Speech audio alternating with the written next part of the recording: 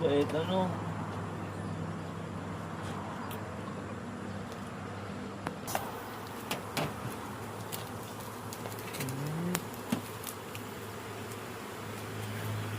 Ayan, labas na kayo. Labas.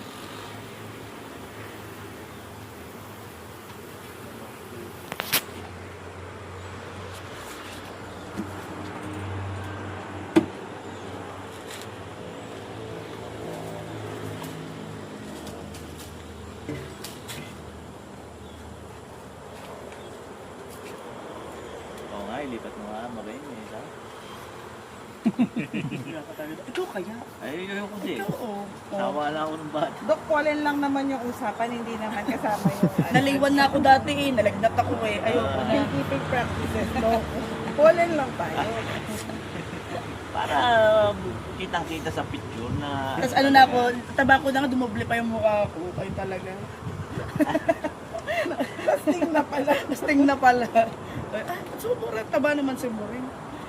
Parang lahat, ano na. Naliwan na ako dati. Hindi nalalabas yung mga yan, ano? Kuha na po sila ng mais.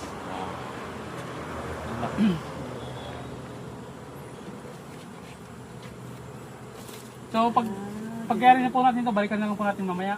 Punta tayo sa beekeeper dyan sa kabilang barangay. Ah, sige po.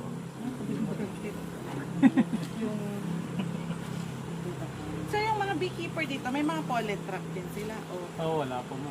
Talaga ano na. Pero pag nag-request po tayo, magbabaw tayo, may pwede Pwede silang po. makulit na po. Kasi talagang honey ang kanila. Sige po kayo.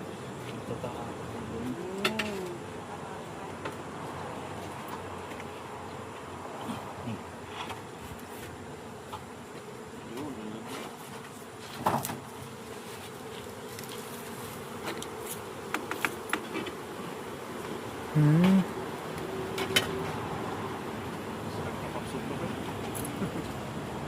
Siyempre na-stress na kami mo dito, yung handa makaruwa, kabarahin na ay initan pa sila sir.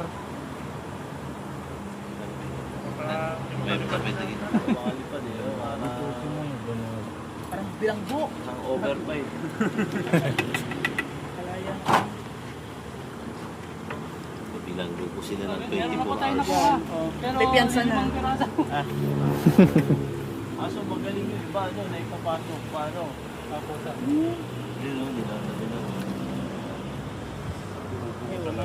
Very mountain. Tagtag po ang gamit yan, meron siguro.